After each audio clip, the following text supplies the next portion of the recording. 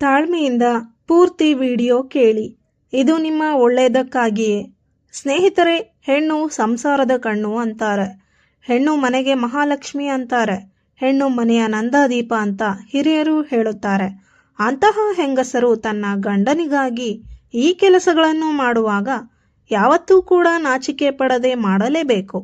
ಹಾಗಾದ್ರೆ ಬನ್ನಿ, ಹೆಂಗಸರು ಗಂಡನಿಗಾಗಿ ನಾಚಿಕೆ ಪಡದೆ ಮಾಡಲೇಬೇಕಾದಂತಹ ಮುಖ್ಯ ಕೆಲಸಗಳು ಯಾವುದೆಂದರೆ, ಹೆಂಗಸರು ತನ್ನ ಗಂಡನ ಜೊತೆ ಸಂಭೋಗ ಮಾಡುವಾಗ ಯಾವತ್ತೂ ಕೂಡ ನಾಚಿಕೊಳ್ಳದೆ ಭಾಗಿಯಾಗಬೇಕು. ಗಂಡನಿಗೆ ಅತಿಯಾಗಿ ಸಂಭೋಗ ಆಸಕ್ತಿ ಜಾಸ್ತಿ ಇದ್ದರೆ ಅದನ್ನು ಬೇಸರಿಸದೆ ಗಂಡನ ಇಚ್ಛೆಗೆ ಅನುಗುಣವಾಗಿ ಇರಬೇಕು. ಇಲ್ಲದಿದ್ದರೆ ಸಂಸಾರದಲ್ಲಿ ವಿರಸ ಉಂಟಾಗುವುದು ಖಚಿತ. ಹೆಂಗಸರೇ ಗಂಡನಿಗೆ ಸಂಭೋಗ ಮಾಡುವ ಆಸಕ್ತಿ ಅತಿಯಾಗಿದ್ದರೆ ಈ ಕೆಲವು ವಿಷಯಗಳನ್ನು ತಿಳಿಸಿ. ಸಾಯಂಕಾಲ ಸಮಯದಲ್ಲಿ ದಂಪತಿಗಳು ಸಂಭೋಗ ಮಾಡಬಾರದು.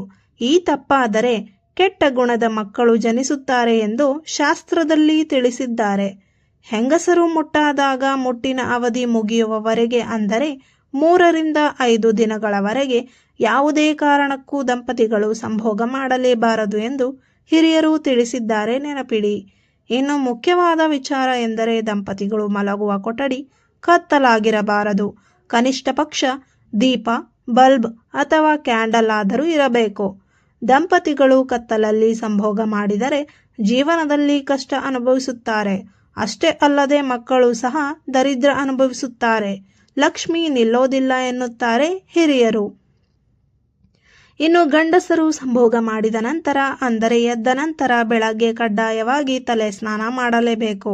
ನಂತರವೇ ಪೂಜೆ, ದೀಪಾರಾಧನೆ ಮಾಡಬೇಕು ಮತ್ತು ಇತರ ಕೆಲಸ ಮಾಡಬೇಕು. ಆದರೆ ಹೆಂಗಸರು ಕೈಕಾಲು ಮುಖ ತೊಳೆದು ಮನೆ ಕೆಲಸಗಳನ್ನು ಮಾಡಬಹುದು ಹಾಗೂ ಮೈ ಸ್ನಾನ ಅಥವಾ ಹೆಗಲು ಸ್ನಾನ ಮಾಡಿ ದೀಪಾರಾಧನೆ ಮಾಡಬಹುದು.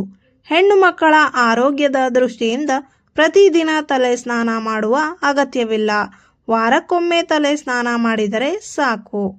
ರಾತ್ರಿ ಗಂಡನ ಪಕ್ಕ ಮಲಗಿದಾಗ ಗಂಡನಿಗೆ ಕಿರಿಕಿರಿಯಾಗುವ ವಿಚಾರಗಳನ್ನು ಮಾತನಾಡಲೇಬೇಡಿ. ಇದರಿಂದ ಇಬ್ಬರ ನಡುವೆ ಕೋಪ, ಬೇಸರ ಬರಬಹುದು ಮತ್ತು ಯಾವುದೇ ಬೇಸರ ಅಥವಾ ಕೋಪ ತರುವ ವಿಚಾರ ಆ ಹೊತ್ತಿನಲ್ಲಿ ಮಾತನಾಡಬೇಡಿ. ಗಂಡನ ಬಳಿ ನಗುತ್ತಾ ಮಾತನಾಡುತ್ತಾ ಮಲಗುವುದು ಒಳ್ಳೆಯದು. ಏಕೆಂದರೆ ಮಲಗುವ ಮುನ್ನ ದುಃಖದ, ಕೋಪದ ವಿಚಾರ ಮಾತನಾಡುವುದು ಒಳ್ಳೆಯದಲ್ಲ. ಇದರಿಂದ ನಿಮ್ಮ ಸುಖ ಜೀವನದ ಮೇಲೆ ಕೆಟ್ಟ ಪರಿಣಾಮ ಬೀರುತ್ತದೆ. ಸ್ನೇಹಿತರೆ, ಗಂಡ ಹೆಂಡತಿಗಾಗಿ ಕಷ್ಟಪಟ್ಟು ದುಡಿದು ಸಂಸಾರವನ್ನು ನಿಭಾಯಿಸುತ್ತಾನೆ. ಅವನ ಆಸೆಯಂತೆ ಹೆಂಗಸರು ನಡೆದುಕೊಳ್ಳಬೇಕು. ಅತಿ ಸಂಭೋಗದ ವಿಷಯದಲ್ಲಿ ಯಾವ ರೀತಿ ಆಸೆ ಪಡುತ್ತಾರೋ ಅವರಂತೆಯೇ ಹೆಂಗಸರು ಸಂಭೋಗ ಕ್ರಿಯೆಯಲ್ಲಿ ಭಾಗವಹಿಸಿ ಗಂಡನಿಗೆ ಸಹಕರಿಸಿ. ಇದನ್ನು ಮಾಡಿದರೆ ಗಂಡನಿಗೆ ಹೆಂಡತಿಯ ಮೇಲೆ ಇನ್ನಷ್ಟು ಪ್ರೀತಿ ಹೆಚ್ಚಾಗುತ್ತದೆ. ಇನ್ನು ಹೆಂಡತಿಯಾದವಳು ತನ್ನ ಗಂಡನ ಸುಖದಲ್ಲಿ ಮಾತ್ರ ಭಾಗಿಯಾಗದೆ ದುಃಖದಲ್ಲೂ ಭಾಗಿಯಾಗಬೇಕು. ಅವನ ಕಷ್ಟದಲ್ಲೂ ಕೂಡ ಜೊತೆ ನಿಲ್ಲಬೇಕು. ಪ್ರತಿಯೊಬ್ಬ ಹೆಣ್ಣಿಗೆ ಗಂಡನಿಲ್ಲದೆ ಪ್ರಪಂಚವಿಲ್ಲ. ಗಂಡ ಹೆಂಡತಿಗೆ, ಮಕ್ಕಳಿಗೆ ಸರ್ವಸ್ವ ಆಗಿರುತ್ತಾನೆ. ಹೆಂಡತಿ ಎಷ್ಟೇ ದುಡಿದರೂ ಅದಕ್ಕೆ ಗಂಡನ ಸಂಪಾದನೆ ಸೇರಿದಾಗ ಮಾತ್ರ ಅದರ ತೂಕ, ಬೆಲೆ ಹೆಚ್ಚುವುದು. ಗಂಡನ ಶ್ರಮಕ್ಕೆ, ದುಡಿಮೆಗೆ ಅಷ್ಟು ಬೆಲೆ ಇದೆ. ಆದ್ದರಿಂದ ಗಂಡನ ಪ್ರತಿ ಕಷ್ಟದಲ್ಲೂ ಪತ್ನಿಯಾದವಳು ಭಾಗಿಯಾಗಬೇಕು. ಇನ್ನು ಗಂಡ ಹೆಂಡತಿ ಜಗಳ ಆದಾಗ ಖಂಡಿತವಾಗಿಯೂ ತಪ್ಪು ಯಾರೇ ಮಾಡಿದರೂ ಸಹ ಯಾರಾದರೂ ಒಬ್ಬರು ಸೋತು ಜಗಳ ಮುಂದುವರಿಸದೆ ಅರ್ಥ ಮಾಡಿಕೊಂಡು ಕ್ಷಮೆ ಕೇಳಲು ಮುಂದಾಗಬೇಕು. ಇದೇ ರೀತಿ ಮುಂದುವರಿದರೆ ಮನೆಯ ಮನಸ್ಥಿತಿಯ ಪರಿಸ್ಥಿತಿ ಹದಗೆಡುತ್ತದೆ. ಇದರ ಪರಿಣಾಮ ಮಕ್ಕಳ ಮತ್ತು ಇತರ ಸದಸ್ಯರ ಮೇಲೆ ಪರಿಣಾಮ ಬೀರುತ್ತದೆ. ಅಲ್ಲದೆ ಗಂಡ ಹೊರಗಿನ ಟೆನ್ಷನ್, ವರ್ಕ್ ಪ್ರೆಷರ್ನಲ್ಲಿ ಹೆಂಡತಿಗೆ ಸಿಟ್ಟಿಂದ ಕೆಲವು ಮಾತುಗಳನ್ನು ಆಡಬಹುದು. ಆದರೆ ಅದನ್ನು ಹೆಂಡತಿಯಾದವಳು ಚೆನ್ನಾಗಿ ಅರ್ಥ ಮಾಡಿಕೊಂಡು ಗಂಡನಲ್ಲಿ ನಾಚಿಕೆ ಇಲ್ಲದೆ ಕ್ಷಮೆ ಕೇಳಬೇಕು. ಇದು ನಿಮ್ಮ ಸಂಸಾರದ ಒಳಿತಿಗಾಗಿ.